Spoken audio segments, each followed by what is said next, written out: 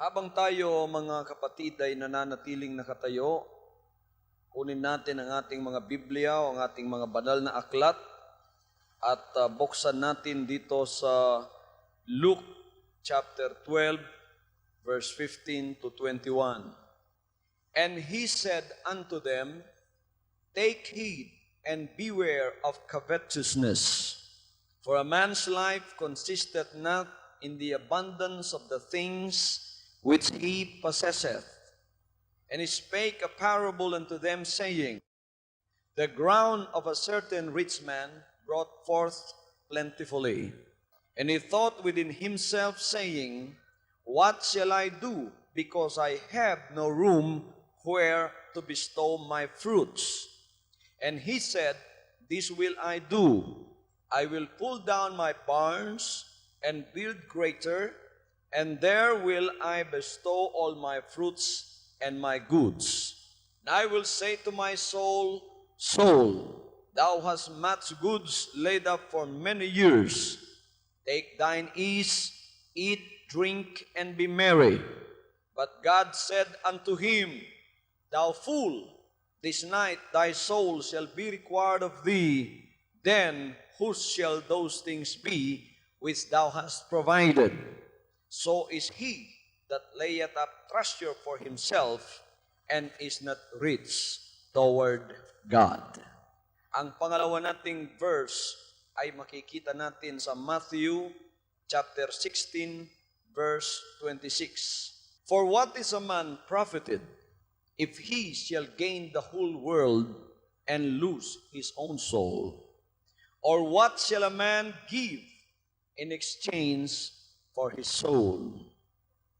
Ulitin natin. For what is a man profited, if he shall gain the whole world and lose his own soul? Or what shall a man give in exchange of his soul? Pagpalain ng Diyos ang kanyang banal na salita, maari na tayong makaupo, mga kapatid. Praise God. Sa mga salitang ating binasa ngayon, ito'y mga pangungusap na nanggaling sa ating Panginoong Hesukristo. Ang sabi niya sa wikang Tagalog, sa Luke chapter 12, 15 to 21, at sinabi niya sa kanila, Mangagmasid kayo at kayo'y magag-ingat sa lahat ng kasakiman, sapagkat ang buhay ng tao ay hindi sa kasaganaan ng mga bagay na tinatangkilik niya. At nagsaysay siya sa kanila ng isang talinghaga na sinasabi, Ang lupa ng isang taong mayaman ay namumunga ng sagana, at iniisip niya sa sarili na sinasabi, Ano ang gagawin ko sapagkat wala akong mapaglalagyan ng aking mga inaning bunga? At sinabi niya, ito ang gagawin ko, igigiba ko ang aking mga bangan at gagawa ako ng lalong malalaki, at doon ko ilalagay ang lahat ng aking butil at aking mga pag-aari. At sasabihin ko sa aking kaluluwa, Kaluluwa, marami ka ng pag-aaring nakakamalig para sa maraming mga taon. Magpahingalay ka, kumain ka, matuwa ka. Datapot sinabi sa kanya ng Diyos, Ikaw na haling, hihingin sa iyo sa gabing ito ang iyong kaluluwa, at ang mga bagay na inihanda mo ay mapapa sa kanino kaya. Gayon nga ang nagpapakayaman sa ganang kanyang sarili at hindi mayaman sa Diyos. Ngayong hapong ito, ang ating paksa na pag-uusapan ay walang iba kundi ang kahalagahan ng isang kaluluwa. The importance of the soul. Now, we have all parents, and our parents, all of them sent us to school. If not all of them, maybe most of them, have endeavored to send us to school. And our parents are spending a lot of money for our education with one purpose in mind, so that we may succeed. Pang tayo ay magtamasa ng katagumpayan. Kaya yung mga magulang natin, gumagastos sila ng maraming pera Pinadadala tayo sa mga paaralan nung tayo ay nag-aaral pa. Ang iba sa inyo ngayon ay may mga trabaho na. Ang iba sa inyo ay may mga sariling kabuhayan na. Ngunit nang tayo ay mga nasa paaralan pa, ito ang ginawa ng ating mga magulang. Sila ay nagsumikap upang tayo ay mapaaral at magkaroon ng educational success upang tayo ay magtagumpay sa ating mga pamumuhay. Yun ang layunin ng ating mga magulang. Ngunit, ang katanungan ay nananatili sa ating mga isip at puso at sinasabing, ano ba talaga ang katagumpayan? What is success? To different people, success has a varied meaning. To one person, it may mean a good education. To it may mean to have a nice house. To other people still, success may mean plenty of money, having a good family, a house or a car, and perhaps a good business. But what is success when we talk about God? When we see and view it in God's eyes, what is success? Before we could give the definition for that, let us look the definition of this word success in our own dictionary first. The dictionary defines success as the achievement of something desired, planned, or attempted. Ito ay ang katagumpayan ng isang bagay na ating ninasa, katagumpayan ng bagay na ating ginawang plano, at katagumpayan ng isang bagay na ating ginawa. Yan ang meaning ng katagumpayan o success. Now, in our own understandable language, we always equate success with something that is temporal, that is financial, and that is material. Sa atin, sa pamumuhay na ito, ang katagumpayan ay palaging sumasagi sa ating mga isipan at ang palagi nating iniisip pagtatagumpay ang pinag-uusapan ay palaging mga bagay na temporal, palaging mga bagay na financial, at palaging mga bagay na material. But real success is not only temporal, it's not only financial, it's not only material, but real success, according to the eyes of God, is not success in the true sense of the word if it does not involve your soul. Because man is not only physical, man is also a spiritual being. Now that brings us to the three famous questions that we have asked ourselves even before. Where did I come from? Why am I here? And where am I going? Kaya yung tatlong mga katanungan ng buhay ay naihahatid sa atin pagka tayo ay nag-uusap tungkol sa tinatawag na tunay na pagtatagumpay. At ang mga katanungan ito ay alam natin mula noon. Ang unang katanungan, saan ako galing? Bakit ako naririto? At saan ako papunta? Saan ako patungo? Ito ang mga katanungan, mga kapatid, na kailangang masagot. At ang makapagsasagot nito sa atin ng tunay na kasagutan ay walang iba kundi ang mga banal na salita ng Diyos lamang. Kaya kung tatanungin kung saan ka galing, kapatid, hindi ka nanggaling lamang sa alabok ng lupa. Ikaw ay nanggaling sa Diyos. Ayaw ng pangalawang katanungan, bakit ako naririto? Maraming mga tao, kung sasagutin nila yan, sasabihin, ako ay naririto upang uminom, kumain at mamatay. Magpakasaya, tamasahin ko ang lahat ng mga kalayawan at kasalanan sa sanlibutan ito sapagkat pagkatapos nito, ako'y mamamatay na at wala nang ano pa mang mabuhay at hindi na, ako ay wala na. Wala na yung kaluluwa ko, hindi totoo yan. Ngunit mga kapatid, hindi po yan ang kasagutan kung tatanungin natin ang banal na kasulatan. Tayo ay naririto upang tayo ay manumbalik loob sa Diyos sapagkat tayo ay nagkasala ng laban sa Kanya. Naririto tayo sa isang buhay na ibinigay niya upang manumbalik loob sa Kanya at upang bumalik sa Kanyang kalooban at upang maligtas ang ating kaluluwa sa kapahamakan ng impyerno. Hallelujah! At ang pangatlong katanungan, saan ako papunta? Pagkatapos ng iyong kamatayan, isa sa dalawang dako ang iyong pupuntahan. Mayroong impyerno at mayroong langit. Isa sa dalawang dakong ito ang iyong pupuntahan. Kaya ang kasagutan kung saan ka papunta pagkatapos ng iyong kamatayan ng buhay na pisikal na ito na binigay ng Diyos, ikaw ang makakasagot ng katanungang yan.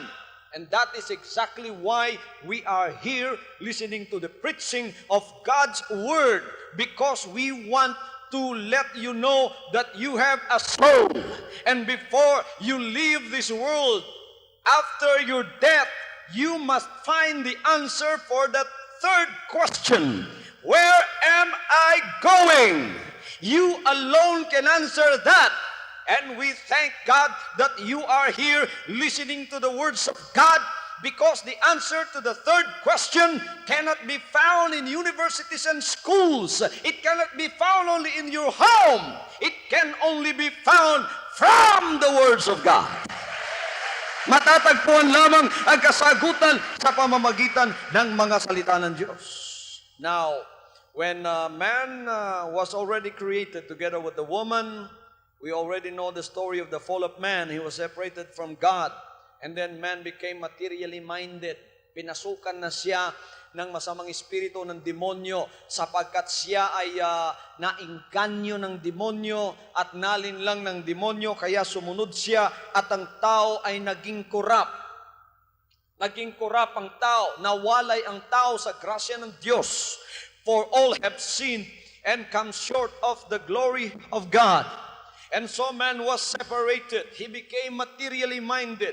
He began to be corrupted in his ways. Abominations, iniquities, and sin are the ways of man now. It is the devil that controls his feelings, his mind, and everything that is in him. But then, God's love is not yet finished with us. Ang pag-ibig ng Diyos, nakita niya sa pamamagitan ng kanyang pag-ibig na ang tao kahit na nawalay sa kanya at nagkasala ay kailangang manumbalik loob sa kanya. Kaya pumuntang Panginoon dito, sabi ng John 1:1, in the beginning was the Word, and the Word was with God, and the Word was God. And the Word was made flesh and dwelt among us, full of glory and grace and truth. Nasabi rin ng 1 Timothy chapter 3 verse 16, God was manifest in the flesh. Ang Diyos ay nagpahayag sa laman. Ang ating Panginoon ay pumunta rito. For God so loved the world that He gave His only begotten Son, that whosoever believes in Him shall not perish, but shall have everlasting life. Pumunta siya rito, nagkatawang tao, at pagkatapos ipinako siya sa krus para sa iyong kasalanan at para sa aking kasalanan. He suffered because of your soul. He suffered because He wants to save you. Siya ay nagtiis ng kahirapan hanggang ipinako siya sa krus ng Kalbaryo upang maligtas ang iyong kaluluwa sa pamamagitan ng pananampalataya mo na manumbalik loob sa Kanya, na ang iyong gabay ay walang iba kundi ang mga banal na salita ng Diyos na ating pinag-aaralan ngayong hapong ito. Kaya naririto kayo dito sa pag-aaral natin sa salita ng Diyos. God gave us 6 days to work. One day He has given us to rest and to come and worship Him and listen to His words. The words that will give us eternal life. Hallelujah. Jesus Christ said in John chapter 5 verse 39, search the scriptures, for in them you think you have eternal life, and they are they which testifies of me. Saliksikin ninyong banal na kasulatan, sapagkat nananampalataya kayo sa pamamagitan nila ay makakatagpo kayo ng buhay na walang hanggan. At ang ang mga kasulatang ito ang siyang nagpapatotoo tungkol sa akin, sabi ng Panginoon. Kaya tayo nananaliksik ng mga banal na kasulatan. Sinasaliksik natin ang mga salita ng Diyos sapagkat ang mga salitang ito ay hindi salita ng tao. Yan ay salita sa katunayan ng ating Panginoon. Kaya sinasaliksik natin ang mga salitang yan sapagkat naririyan ang ating buhay na walang hanggan. Napakamahalaga ng kaluluwa sapagkat ang kaluluwa ay walang kamatayan. Ang kaluluwa ay mahalaga sapagkat yan ang tunay mong pagkatao. That's why today we need spiritual education from God's Word. Ang spiritual education, hindi po ninyo mapupulot sa paaralan niya. Ito ay makikita lamang ninyo sa pangangaral ng salita ng Diyos. Merong isang dean sa La Consolacion College sa Bacolod City. Ang pangalan niya ay si Dean Feliciano J. Ledesma of La Consolacion College in Bacolod City. This dean lamented the lack of spiritual education in schools of learning when he gave his speech in 1962 when I quote, he said, modern educators would make man useful here, now, without making him think of the hereafter. They would make man remember the shortness of time and life on earth, but they do not remind him of the length of eternity. They would make him look down upon the sordid earth that he tills, the huge machine that he handles, at the hands and foot dirty with grime and the dust, but they would never teach him to look up at the blueness and the immensity of the skies. They would not make man think of things above the earth. End of quote. Anong sabi ng dean sa isang kolehiyong ito, mga kapatid? Ang sabi niya, napakalungkot sa ating mga paaralan sapagkat hindi itinuturo ang tinatawag na spiritual education sa ating mga paaralan. Nung binigay niyang speech niya noong 1962, sabi niya, ang mga modern na tagapagturo ngayon, mga modernong tagapagturo, tinuturuan ng tao kung paano niyang gagamitin ang kanyang sarili ngayon dito. Ngunit hindi naman siya tinuturuan na meron siyang buhay pagkatapos ng buhay dito sa sanlibutan ito. Sinasabihan ng tao at tinuturuan kung paano kaikli ang kanyang buhay sa sanlibutan ito at hindi naman nila tinuturo sa kanya kung gaano kataas ang eternidad na pupuntahan ng tao. Tinuturuan ng tao na tingnan itong sanlibutang lupang ito na kanyang ginagalawan, ang mga malalaking makinaryas na kanyang ginagamit sa mga kamay at sa mga paa na nadudumihan ng mga alikabok at mga dumi ng lupang ito. Ngunit hindi siya tinuturuan na kailangang tumingala sa langit. Tingnan ang napakalaking sangkalangitan at tingnan na mayroong buhay na walang hanggan pagkatapos ng sanlibutang buhay na ito. They would make man think of the things of the earth, but they would not teach him to look up at the blueness and the immensity of the skies. Sabi ng dean na ito. Papasalamat tayo, meron pa rin mga tagapagturong medyo makadiyos pa rin sa kanilang mga puso. Now this man knows that man's success is incomplete without the success of his soul. Alam ng taong ito na ang katagumpayan ng isang tao ay hindi kompleto kung siya ay hindi mananagumpay sa kaligtasan ng kanyang kaluluwa. Hallelujah! Alam niya na kahit 5 degree mo, ngunit wala namang kaligtasan ng kaluluwa mo, makasalanan ka pa rin. You have not experienced the born-again experience. You have not experienced of being changed from a sinner to a saint. You have not experienced the glorious change of the power of the Holy Spirit from the power of sin to the power of righteousness. You have not experienced the glorious experience living with the Lord Jesus Christ, that once before you are a sinner, now you are walking in the light of the Lord Jesus Christ. Hindi mo naranasan yung malwalhating karanasan na kinuha ka ng Diyos sa kadiliman ng sanlibutan ito at inilipat ka sa Kanyang kababalaghan at kaliwanagan. Hindi nagbago yung buhay mo. 5, 6 yung degree mo. Hindi naman nagbabago yung buhay mo. Makasalanan ka pa rin. Naghahanap ka pa rin ng isang bagay na makakatagpo sa iyo at sa mga kahilingan ng iyong puso na alam mong hindi mo matatagpuan sa sanlibutan ito. Ano ang sabi ng ating Panginoong Jesucristo?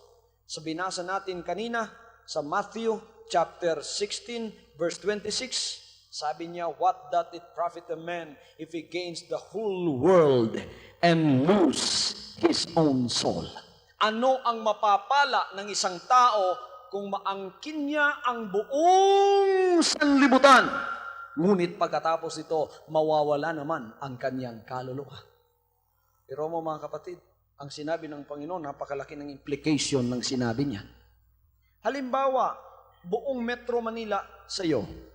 Lahat ng titulo sa lupa, dito lahat ng building, hindi lamang sa Makati, hindi lamang sa Quezon City, buong Metro Manila, iyo ang lahat. Ngayon, yumaman ka pang lalo. Hindi lang Metro Manila sa'yo, buong Luzon na. Lahat ng titulo sa buong Luzon, iyo na. Lalo ka pang yumaman, buong titulo ng Visayas, iyo na. Lahat ng lupa sa Mindanao, iyo na. Hindi pa sapat yun, yumaman kang lalo. Ang lahat ng sanlibutan, ang lahat ng bansa, lahat ng title ng lupa, sa iyo na. Sabi ng Panginoon, ano ang mapapala mo kung iyong lahat yan, ngunit pagkamatay mo, ang kaluluwa ay mapapahamak. Kaya napakahalaga pala para sa ating Panginoon ang isang kaluluwa. Jesus Christ did not trust salvation to only one of his prophets. He did not trust salvation to only one of his apostles.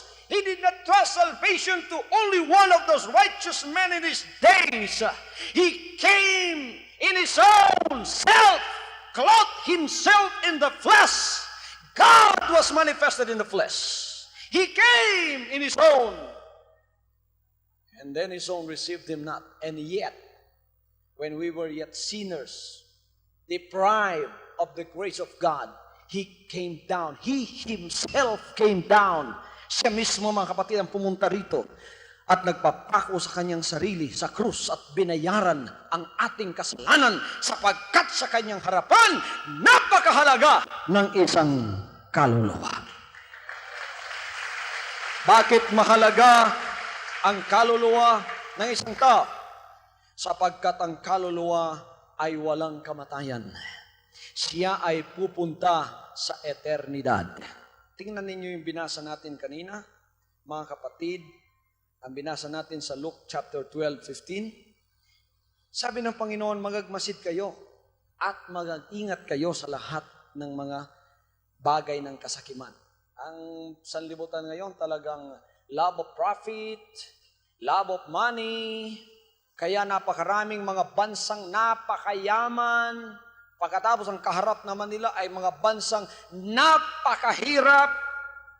Biro ninyo, nung nandun ako sa Amerika, mga kapatid, sabi ko sa sarili ko, kung ang mga pagkain itinatapo ng bansang ito iipunin, kahit ang buong Asia siguro mapapakain. Pumunta kami sa mga restaurant, ang mura ng kanilang mga pagkain, masarap pa. Sabi ko, kung makakatawag lang ako sa Pilipinas, yung mga nagugutom nating mga kapatid doon, sana ipadadaan ko sa kuryente ng telepono itong mga pagkain ito para pumunta doon. Amen. Napakayaman! Ngunit may mga bansa namang napakahirap. You know why? The imbalance of wealth in this world? Because of greed. Because of covetousness, because of the love of profit. Yung iba, may mga marangyan ng buhay. Gusto nila lalo pang yumaman. May profit siya ngayong medyo malaki-laki. Gusto niya pagkakinabukasan, mas malaki pa. Itong mayaman dito na binasa natin sa Luke 12:15, marahil ganun din ang kanyang mentalidad, mga kapatid. Sinabi kasi dito, sabi ng Panginoon, mag-ingat tayo sa lahat ng mga kasakiman. Bakit sinabi ng Panginoon yan? Sinabi niya rito, at pagmasdan natin, sapagkat ang buhay ng tao ay hindi sa kasaganaan ng mga bagay na tinatangkilik niya. Akala ng iba, yun ang buhay. Akala ng iba, pagka meron siyang magandang bahay, meron siyang 4 na kotse, meron siyang magandang grado, 4 ang kanyang degree, mabilyon ang pera niya sa bangko, naku, sitting pretty na siya. Akala niya, yun ang talagang tunay na buhay. Sabi ng Panginoon, hindi ganon ang buhay, sapagkat kung nasa sa iyong lahat yan, hindi pa rin matagumpay ang buhay mo kung wala pa rin kaligtasan ang kaluluwa mo. Anong sinabi ng Panginoon? Ipagpapatuloy natin ang mga salita ng Diyos dito. Sinabi niya, at nagsaysay sa kanila ng isang talinghaga na sinasabi, ang lupa ng isang taong mayaman ay namumunga ng sagana. Okay. Mayamang ito, napakaraming lupa. Hindi lang maraming lupa, marami pang bunga yung lupa niya at naging sagana. At iniisip niya sa sarili at sinasabi, ano ang gagawin ko? Tingnan ninyo, hindi na niya alam kung anong kanyang gagawin, mga kapatid. Tayo hindi natin alam ang ating gagawin. Sapagkat kulang ang pera natin. Hindi natin alam ang gagawin kung paano tayo kumita at kumain. Maniwala kayo at hindi. Sa ibang tao, hindi nila alam ang kanilang gagawin sa kadami ng kanilang pera. Kaya ang ginagawa nila, pumupunta lang sa kasino, itinatapon yung mga pera nila doon. Sa ating mga panahon ngayon, talagang napakalakas ng greed. Makikita mo sa television, gino-glorify yung gambling. It build us schools, itong lahat na ito, mga kapatid. Kahit ano pang sabihin natin, gambling pa rin yan. That is still love of profit and love of money. Amen. Hindi alam ng mayamang ito kung ano ang kanyang gagawin sa kanyang kasaganaan. Sinasabi ng lupa ng isang taong mayaman ito munang sagana. At inisip niya sa sarili, sinabi, anong gagawin ko? Sapagkat wala na akong mapaglalagyan ng aking mga inaning bunga. Tayo rito, hindi natin malalaman kung ano ang ilalagay na bunga. Yun namang mayamang ito, hindi naman niya alam kung saan ilalagay ang kanyang ganansya. Ang kanyang bunga, napakarami talaga. Mayaman talaga. Anong sinabi niya? At sinabi niya, aha, ito ang gagawin ko. Gigibain ko ang mga maliliit na bangan ito, itong maliliit na mga budegang ito, gigibain ko na ito. At sabi niya, ako ay gagawa ng lalong malalaki pang bodega. At doon ko ilalagay ang lahat ng aking butil at mga pag-aari at mga ganansya. Kaya kung minsan, dito sa atin, mga kapatid, lumalakad ka, kita mo yung malalaking bodega, no? Lalaki ng bodega. Pagtingin mo ron, puro naka-stack na mga kayamanan. Pero ang mayari niyan, iisang tao lang. Ang naghihirap na tao, milyong-milyong tao. Pero ang pag-aari ng isang tao, mga kapatid, sobra-sobra na para sa kanyang sarili. Tila baga na ang mayamang ito ay ganun ang kanyang buhay. Kanya giniba niya yung maliliit ng bodega, gumawa siya ng lalong malalaki, doon nilagay ang kanyang butil, ganansya at lahat ng kanyang pag-ari. At sinabi niya, itong sinabi niya. Sinabi niya sa kanyang kaluluwa. Tingnan mo, kapatid, alam niya kung may kaluluwa siya. Alam niyang may kaluluwa siya. Akala niya, yung kanyang temporal, financial, material success, akala niya, yun din ang success ng kanyang kaluluwa. Sapagat nangusap siya sa kaluluwa niya, sinabi, kaluluwa, marami ka ng pag-aaring nakakamalig. Naku, kahit na makulaps ang ekonomiya ng Pilipinas, buhay ka. Kahit na mag-recession pa, mag-inflation pa, kahit na ang ating $1 ay maging 5,000 pesos ang equivalent, kakain ka pa rin sapagkat naririyan, naka-stack lahat. Puro yung mayayamang, titignan nila yung bank book nila, napakarami mo pang pera. Bahala na maghirap ang lahat ang Pilipinas, basta naka-stack lang ang pera kong yan, ang aking kayamanang yan. Kaya sinabi niya, nakakamalig, napakarami para sa iyo. At ito ay para sa maraming taon. Kahit na hindi ka na magtrabaho para sa maraming taon, you just retire because there is so much for you that I have laid out for you. Sinabi niya sa kaluluwa niya. Sabi niya, magpahingalay ka na lang, kumain ka na lang, uminom ka na lang, matuwa ka na lang.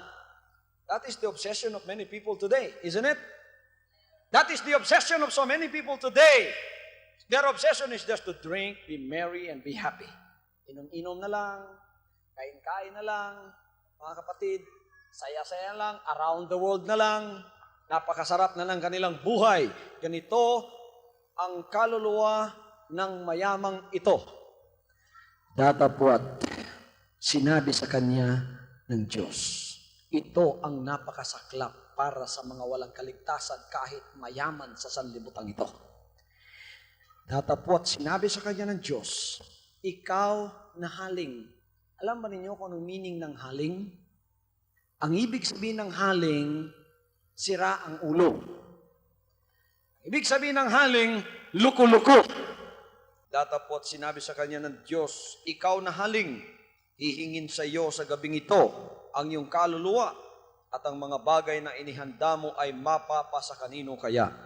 Gayon nga ang nagpapakayaman sa ganang kanyang sarili at hindi mayaman sa Diyos.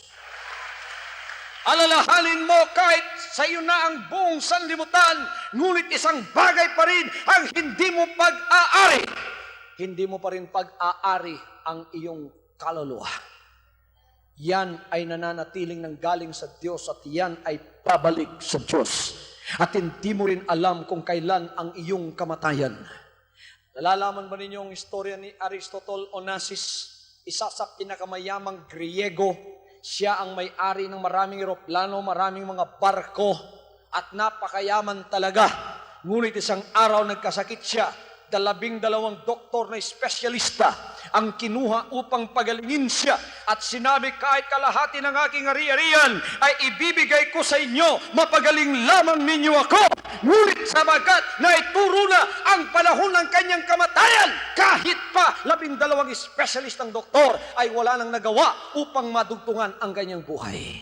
Namatay siya at siya ay umalis na nag-iisa sa sanlibutan ito. Iniwan ang lahat ng eroplano, iniwan ang lahat ng barko, iniwan ang lahat ng pera. Kumusta naman ang kanyang kaluluwa? Mga kapatid, hindi niyo pag-aari ang inyong kaluluwa. Napakahalaga ng ating kaluluwa. Kaya, habang tayo ay buhay, huwag kayong manalig sa inyong kayamanan. Huwag kayong manalig sa inyong mga naipong pag-ari sa sanlibutan ito. Kahit iyo ang buong mundo, kung wala kang kaligtasan, ay nasa kapahamakan, kapatid. Hindi ka pa rin matagumpay sa iyong buhay.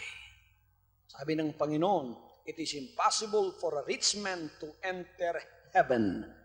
The apostle said, if that is so, Lord, who then shall be saved? The Lord said, for man it is impossible, but with God nothing is impossible. That means it is only a miracle that will save a rich man. Meron man nakikinig at nanonood ngayon ng mga taong mayayaman at nakaharang ang inyong kayamanan sa inyong kaluluwa, alalahanin mo, isang araw, iiwan mo ang lahat ng kayamanan na iyong naipon at mag-iisa kang haharap sa Diyos. At sa oras na ito, kailangan pag-isipan mo na ang iyong kaligtasan at kaligtasan ng iyong kaluluwa.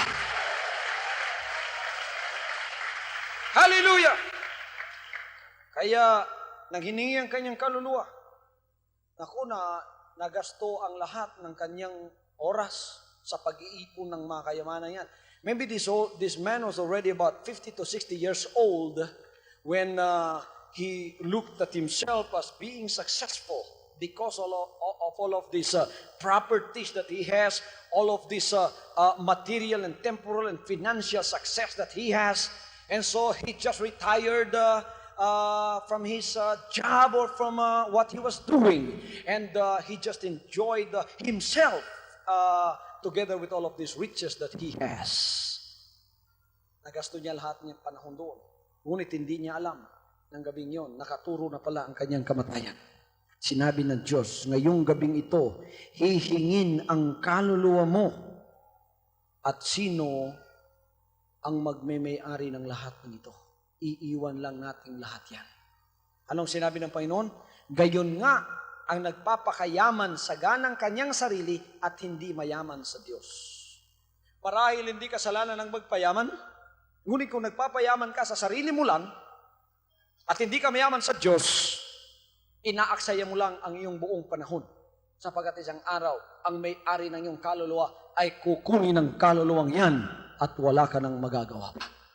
Tingnan ninyo mga kapatid ang Luke chapter 16. Pero kayong banal na aklat, naririyan din sa Luke chapter 16 ang kahalagaan ng isang kaluluwa. Anong sinabi rito? Verse 19, merong isang taong mayaman, nagdaramit ng kulay ube, maselang lino sa araw-araw, kumakain ng sagana, at isang pulubi ng pangalan ay Lazaro, lipos ng mga sugat, at inilalagay sa kanyang pintuan, at naghahangad na mapakain sa mga mumo na nangahuhulog mula sa dulang ng mayaman. Oo, at lumapit pati ang mga aso at hinihimura ng kanyang mga sugat. At nangyari na namatay ang pulubi at siya'y dinala ng mga anghel sa sinapupunan ni Abraham. At namatay naman ang mayaman at inilibing. At sa Hades na nasa mga pagdurusa ay itiningin niya ang kanyang mga mata at natanaw sa malayo si Abraham at si Lazaro ay nasa kanyang sinapupunan. At siya'y sumigaw at sinabi ang mga Abraham, maawa ka sa akin at suguin mo si Lazaro upang itubog niya sa tubig ang dulo ng kanyang daliri at palamigin ang aking dila sapagkat naghihirap ako sa alab na ito. Datapot sinabi ni Abraham, anak, alalahanin mo na ikaw ay tumanggap ng iyong mabubuting bagay sa iyong pamumuhay at si Lazaro sa gayon ding paraan ay mga masasamang bagay. Datapot ngayon inaaliw siya rini at ikaw ay nasa kahirapan. At bukod sa lahat ng ito ay may isang malaking banging nakalagay sa pagitan namin at ninyo upang ang mga magibig tumawid buhat dini hanggang sa inyo ay hindi maaari. At gayon din walang makatawid mula diyan hanggang sa amin. At sinabi niya, ipinamamanhik ko nga sa iyo, Ama, na suguin mo siya sa bahay ng aking ama, sapagkat ako'y may 5 kapatid na lalaki, upang sa kanila'y patotohanan niya, baka pati sila'y mga parito sa dakong ito ng pagdurusa. Datapot sinabi ni Abraham, nasa kanila si Moises, ang mga propeta, bayaang sila'y pakinggan nila. At sinabi niya, hindi ang mga Abraham. Datapot kung isang mula sa mga patay ay makaparoon sa kanila, sila'y magsisisi. At sinabi niya sa kanya, kung di sila nila pakikinggan si Moises at ang mga propeta, ay di rin sila manghihikayat kahit ang isa'y magbangon mula sa mga patay. Mga kapatid, ang dalawa ay namatay. Kahit napakarangyan ang buhay ng mayaman, namatay rin siya. Si Lazaro ay napakapulubi. Kahit na yung kanyang baro ay made of sack cloth, yung sako. Wala naman sigurong napakapulubi ngayon. Hindi ako nakakita ng tao sa Pilipinas na nagbabaro ng sako. Ito, talagang pulubi na ito. Dahil ang kanyang baro ay sako. At saka ang kanyang katawan ay puno ng sugat. At ang kanyang mga tagalinis ay ang mga aso. Hinihimuran yung kanyang mga sugat. At siya ay pinahihiga sa ilalim ng lamesa ng mayaman. Yung lahat ng nahuhulog ng mga mumo, yun ang kanyang kinakain. Ganyan siya kapulubi. Ngunit yung mayaman napakarangya, pati baro manipis na lino at kulay ube, talagang napakayaman. Lahat ng pangangailangan niya naroon na. Ngunit isang bagay lang mangyayari sa mayaman at sa pulubi. Silang dalawa ay pawang namatay. Nakita naman kayo ng mayamang namatay? Sino na nakakita sa inyo ng mayamang namatay? Nakabanda pa mga kapatid, ano? 40 truck ang nakasunod, puro bulaklak. Ang una ay mga banda. The last mile of the way. Sa likod ay banda pa rin. Pagkatapos sa bahay, kainan. 40 araw, talagang kainan. Lahat ng mga kaibigan, di Mercedes, di Volkswagen, di ano pa riyan? BMW. napakayaman! 4 araw, pagsasaya, pagpipesta doon, mga kapatid. Sa kanyang yaman, ang kanyang kabaong ay made of bronze pa. Parang ginto tingnan. Sa kanyang yaman, pagpunta nila doon sa mausoleo, air condition pa. Meron akong tinanong nung ako'y nag-officiate ng isang funeral service. Pagkatapos, mga kapatid, dumating ang isa namang funeral, napakayaman. Sinabi ko doon sa gwardiya, bakit may air conditioner pa? Patay na yan. Sabi nila, baka raw mainitan.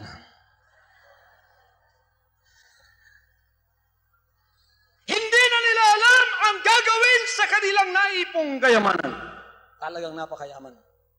Ngunit yun namang pulubi, kung minsan, napakapulubi ang nakikipaglibing 3 lang.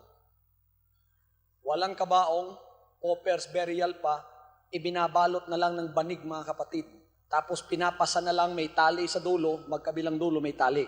Pinapasa ng mga tao, pagkatapos ng tagahukay, 3 pie lang, itinatapon na. Siguro ganun ang burial ni Lazarus. But that is all irrelevant now. They are all dead. The body is now dead. The body that we behold is now dead. The body that many people looked at and tries to give security while living in this world is now dead. Yung katawan na pinapampir ng mga tao, yung katawan na binibigyang degree ng mga tao, yung katawan na pinababaruan ng magandang baro ng mga tao, yung katawang pinapalakpakan ng mga tao, yun ay nasa lupa na ngayon. Ang katanungan dito, kahit ano pang gawin mo sa katawang yan, ilagay mo sa kabaong na bronze, ilagay mo sa banig na lang, mayroon ba nakipaglibing o wala, that is all irrelevant now. Because after death, then that is your life, real life. Now when man is alive, is living, that is the union of the soul with the body. When you die, physical death, that is the separation of the soul from the body. Pagka namatay ka, aalis na yung kaluluwa sa katawan mo. Pagkabuhay ka, ang kaluluwa mo nasa loob ng katawan mo. Pagka mamatay ka, aalis ang kaluluwa, maiwan yung katawan. Tingnan nyo yung katawan, walang kaluluwa, wala ng buhay. Amen? Patutunayan mo ba, pastor, na talagang ang kaluluwa ang nakakaramdam ng sakit, ang nakakakita at nakakarinig? Patutunayan ko sa inyo. Para makapaniwala kayo na ang kanyang kaluluwang hindi nyo nakikita, yan talagang nangangailangan ng kaligtasan. At kahit nakakaramdam ng sakit yan, nakakakita, ngunit walang kamatayan yan. Inya pagkabuhay kayo, kurutin mo, sakit, kala mong katawan mo sasaktan, ang kaluluwa yan. Tumingin ka, nakakakita, kala mong mata mo nakakita, ang kaluluwa. Pagka umalis ng kaluluwa, nakakaramdam ng sakit, nakakakita at nakakarinig, ang katawan may iiwan, ang tahanan ng iyong kaluluwa. Sino na sa inyo ang nakakita ng isang bangkay? Yung patay na katawan. Sinubukan na ba ninyo na tingnan ang isang patay na katawan dinala sa funeral home? Hiniwa ang tiyan. Meron bang patay na sumigaw at sinabi doon sa humihiwa sa kanyang tiyan, "Aragoy, dahan-dahan lang"? Meron ba? Hiniwa ang tiyan! Wala na. Hindi na siya nagsabing, "Aragoy, dahan-dahan lang"? Ang tanong dyan ay ito, bakit meron siyang katawan, hindi na siya nakakadama ng sakit? Sapagkat ang tunay na nakakadama ng sakit, wala na sa loob ng katawang yan. Hallelujah! Tingnan ninyo ito. Nang mamatay ang mayaman, nang mamatay ang pulubi, yung katawan nilang lupa inilibing. Ngayon, mga kapatid, ang nasa harap nila, nasa harap ni Abraham, mga kaluluwa na ito. Ngunit nakakaramdam pa rin ng sakit sapagkat naroon siya sa apoy ng impyerno. At sinabi, napakainit dito. Nakakaramdam pa rin siya ng uhaw. Nakakakita pa rin siya. Nakikita pa rin niya si Lazarus. Naroon sa sinapupunan ni Abraham. At humipa siya ng tubig. At sinabi niya, padala mo tubog dito sa dila ko. Isang tubo lang, napakainit dito. Ang sabi ni Abraham, ang naririyan, di makaparito, narito, di makapariyan. Alam ba ninyo na ako'y naniniwala sa purgatorio? Ang purgatorio, ang paniwala ko, hindi pagkatapos ng kamatayan. Bago mamatay ang tao, ay kailangan dumaan siya ng purgatorio. Anong ibig sabihin ng purgatorio? Dito pa mga kapatid, linisin ka na, ipurga ka na. You are cleansed by the words that I have spoken unto you.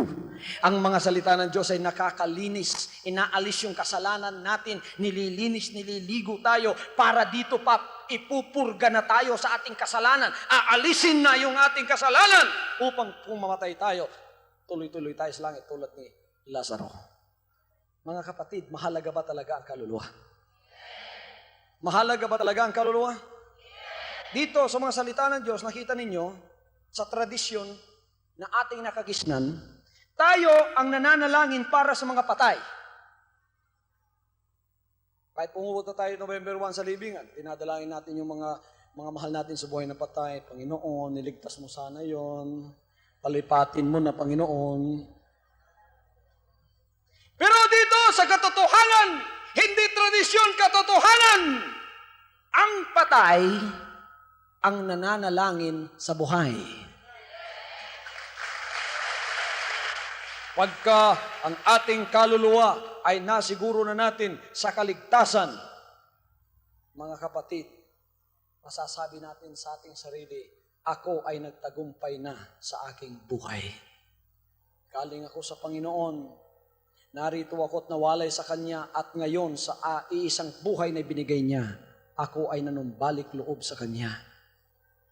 At ngayon ako ay handa na makiharap sa Kanya. In judgment, we will face the Lord Jesus Christ. There is only one question that will be asked. Did you obey my will? Why? Because John 12:48 tells us, if you reject me and receive not my words, there is one that will judge you. The words that I have spoken shall judge you in the last days. It's not the Buddhist faith that will judge you. It's not the Muslim faith that will judge you. It's not the Catholic faith that will judge you. It's not the Protestant faith that will judge you. It's not the Mormon's faith that will judge you. The words of God will judge you in the last days. Anong gagawin natin ngayon? Gagawin natin, tanggapin natin ang ating Panginoon. Papasukin siya sa ating puso. At tayo ay gumawa ng isang desisyon ng pagsisisi na mula ngayon, Panginoon, ikaw po ang magiging Panginoon at Diyos ng aking buhay. Pumasok ka sa akin. Ang lahat ngayon natatanggap sa Kanya at gagawin si Jesus Christ na tagapagligtas ng inyong kaluluwa, hindi po relihiyon na inyong pinapasukan. Pinangangaral natin dito, mga salita ng Diyos, buhay ng ating Panginoon, at ang tinataas nating pangalan ay ang pangalan ng ating Panginoon.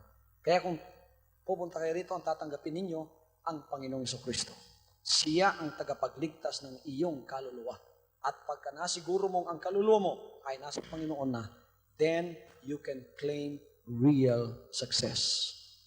The importance of your soul cannot be overstated. Walang ibang mahalaga sa buhay ng tao kundi ang kanyang kaluluwa. At naririto ang pangangaral ng salita ng Diyos, hindi taliwas at hindi po aksidenteng naririto kayo. Baka meron kayong mahal sa buhay na nanalangin sa inyo, na isang araw makapakinig kayo ng mga salita ng Diyos. At naririto nga kayo at nakapakinig ng salita ng Diyos. Huwag na kayong mag-aksaya ng panahon sa paghahanap sa Kanya. Dito ngayon ay pwede niyong tanggapin ng Panginoon. Ako'y mananalangin. Kayong nasa sa harap ng inyong mga telebisyon, lumapit kayo sa inyong mga television sets. Lumapit kayo kung may karamdaman kayo. Bilang point of contact natin, hawakan ninyo ang mga television sets na yan. At kung kayo nangangailangan ng isang kalutasan ng inyong problema, o kaya kayo nangangailangan ng kaligtasan sa oras na ito, kapatid, lumapit ka sa television mong yan at ako'y mananalangin para sa iyo. Praise God. Panginoong Diyos, ako po'y dumadalangin sa kapatid kong nasa sa harap ng kanyang television set sa oras na ito.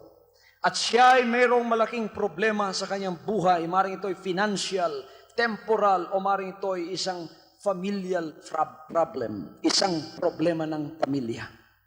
at siya ay nangangailangan ng kaligtasan, claim the promise of God right now. Call unto me, and I will answer thee, and show thee great and mighty things which thou knowest not.